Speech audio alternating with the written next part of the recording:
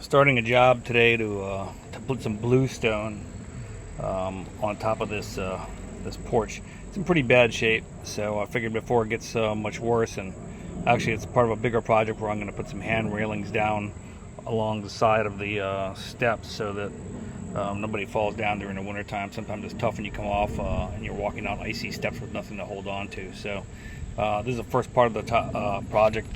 You can already see that we already have some of the steps that are kind of stone related here. There's some repairs I'm going to do to put some of that bluestone and block that big gigantic crevice I have in the steps. But otherwise it's pretty sound. It's being held up by brick and concrete, so it's pretty sturdy.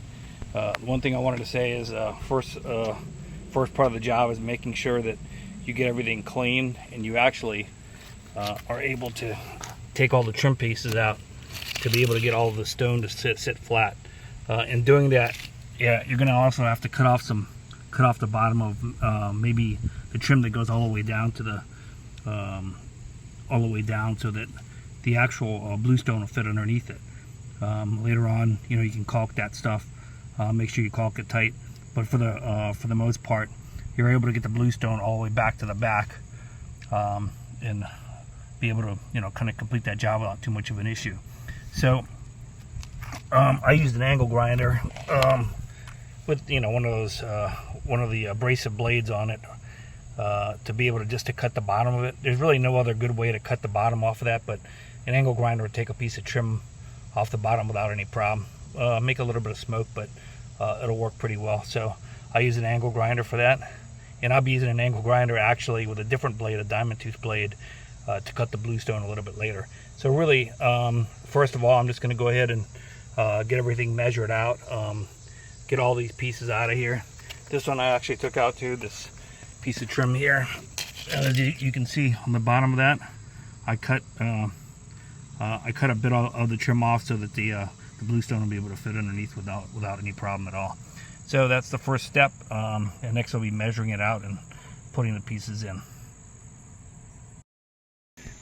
So far I'm just laying down the pieces. As you can see, I wanted to offset the pieces going from front to back. You never want to kind of set it up so that all of it aligns. Then it looks like tile in a bathroom. Probably not a good look for your front steps. So what I did is kind of offset the tile, 2 in the back there and 1 in the center. And now I actually have to get to the point where I'm actually cutting out the pieces that'll fit around the railing, and then cutting the pieces further back. So that's kind of the next step I'm working on right now. As you can see right here, I'm getting ready to cut this one, so I'm using a diamond blade. You guys can see the line on there, and I'm just using an angle grinder with a diamond blade on. You guys can see the diamond blade right there, but I'm going to be cutting on that line right there to get it in line with the piece that's going to go in the back there. I'm going to do one on the other side as well. I'm going to have to do a little cutting just to get around the existing the existing arm rail. So more to come on that. So I just wanted to provide a little bit of perspective of the stuff that actually I needed while doing this job here that I used.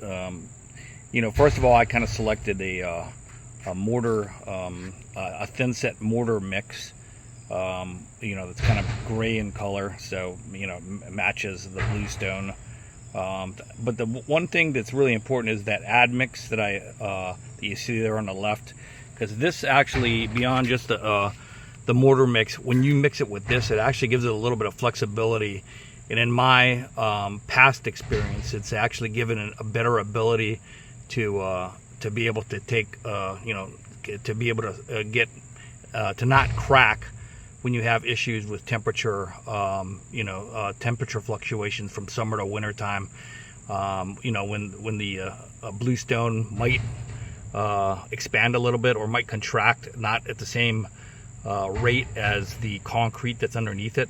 So keep that in mind. I found it to work pretty well. And it just from a usability perspective, it definitely helps out a little bit. It definitely adheres a little bit better. I also wanted to kind of mention that I used a 1/4 inch trowel for this, because obviously, you know, most of the trowel, you have 1/8 inch trowels and 1/4 inch trowels, but with something of this size, when you're putting it down, you definitely need to have a good amount of bond, you know, when you're putting it on. And again, I did the whole bottom part, the concrete, with the 1/4 inch trowel. Kind of did it a row at a time. Started off on the inside row and did it across. You can see it's all grouted and everything else, but I kind of wanted just to give you that perspective. And so, you know, that is pretty important, I think. In terms of choosing like a 1/4 inch trowel, because you'll need to actually put it on the bottom of the bluestone and put it on the concrete as well, or whatever surface you're adhering it to. Hopefully, all the people that are putting bluestone in here might not be putting it on concrete, so they won't have to worry about this. They'll just pack it in with gravel and with sand and be able to lay it flat and not have an issue. But in my case, the concrete looked pretty messed up, and I had to take care of that. So super important. One thing that comes in healthy as well is, and you can mix the stuff. You can use a hoe to mix it in a wheelbarrow or whatever you have to mix the mortar. But it is handy sometimes to be able to use a mixer that you put on the end of the drill. You know, if you're working on, we managed to string together a couple of good days here, but some of the days were pretty hot with the humidity and everything else. And when you're doing all that mixing, it comes in handy to have a mixer that you can connect up to a drill. Just make sure you have a drill that can handle it, so you don't burn your drill up. That's pretty important. And cutting, this angle grinder did a great job cutting. You see the Sharpie right next to it. I use that as a way to just mark it. And in the first run, whenever I cut something, and you guys can see a little bit, I'll kind of show you on some of this other stuff where, I had marks on here, and you might not be able to see it that well, but you can see where what I tried to do was take that angle grinder, start it up, and score it on that line, and go back and forth with it until it finally cuts through. So really, you're not going to cut it on one, with an angle grinder. You're not going to cut it in one pass.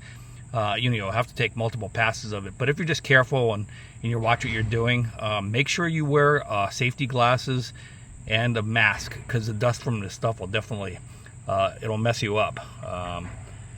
So I'm always really cautious about stuff like that. You don't want to go into something with half the safety you need. So always wear a face mask and then safety glasses as well. I didn't put anything on here yet. I still have to grout this. I'm going to probably use a different type of grout, but the grout I used on the vertical pieces here is different, or not the grout, the mortar, the thin set mortar I use is actually this mortar right here.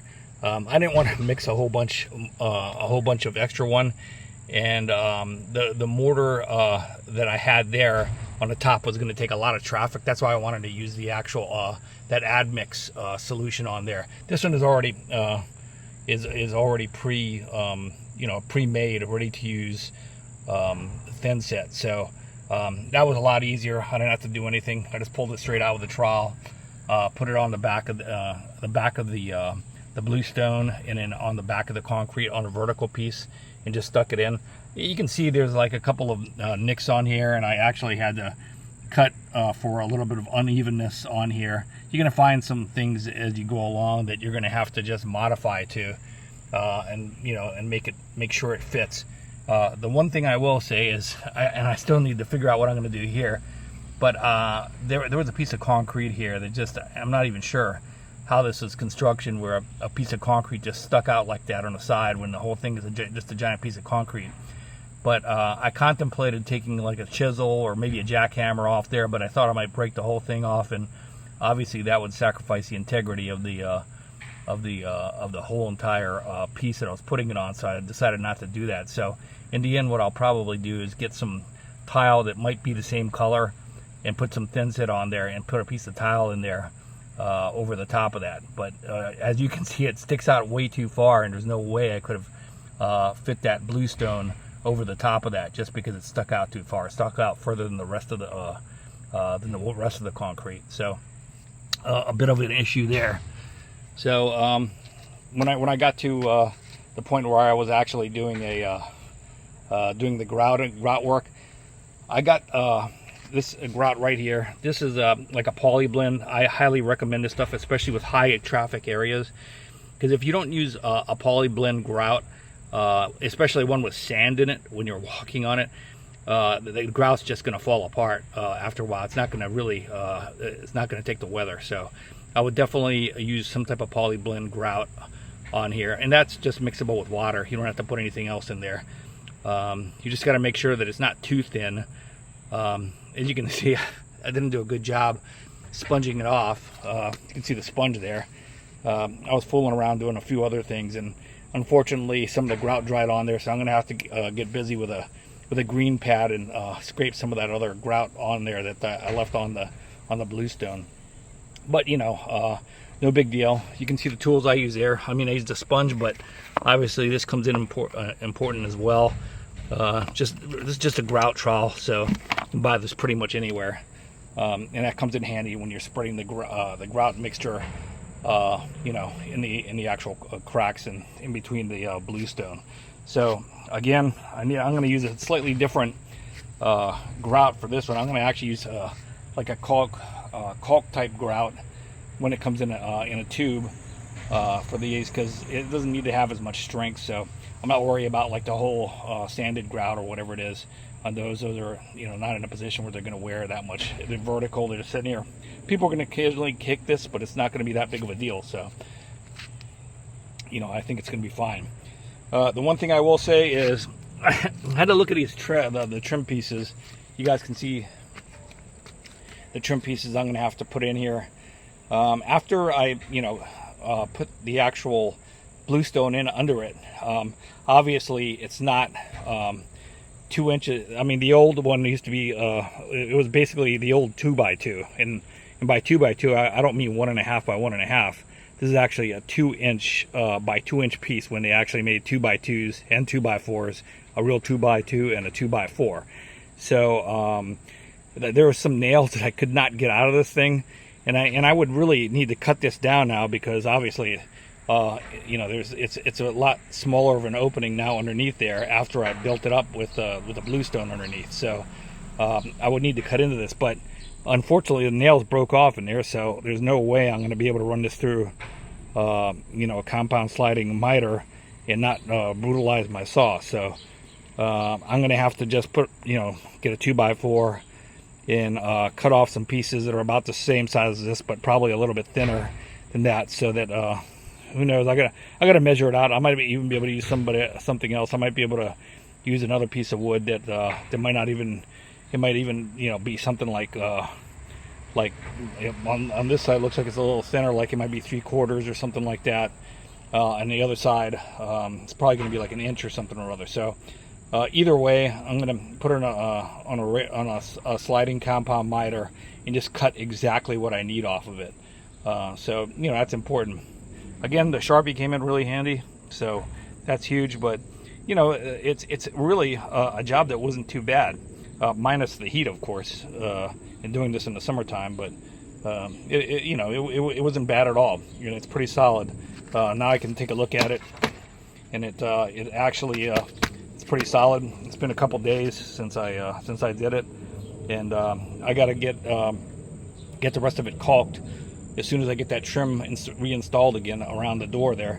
But for the most part, I'm pretty happy with it. Again, I got to scrub off all the rest of the grout, which I should have been fooling around so much the other day, working on other projects at the same time. But sometimes it happens, and then it dries on. So then you got to take one of those little green scouring pads, not steel wool, just the green ones.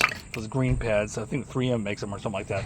And if you take just water, you can scrub those right off without any issue.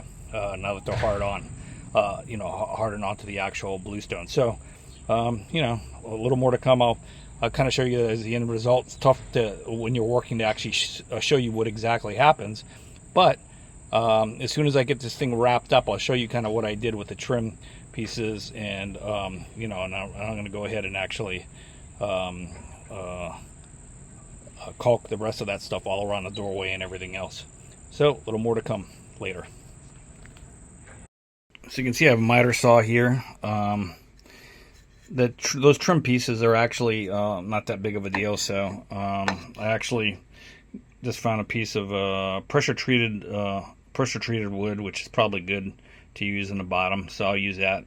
This fits about, you know, one side fits a little tighter on one side than the other, but I basically just traced and used as a template like the old trim pieces that were on the bottom. So this one's a little thinner. It should fit. I'm gonna probably do my last cut here. You guys can just see where I traced around it and used it as a template. So fairly easy to do, not that big of a deal. And I'll get to cutting this and finish it off.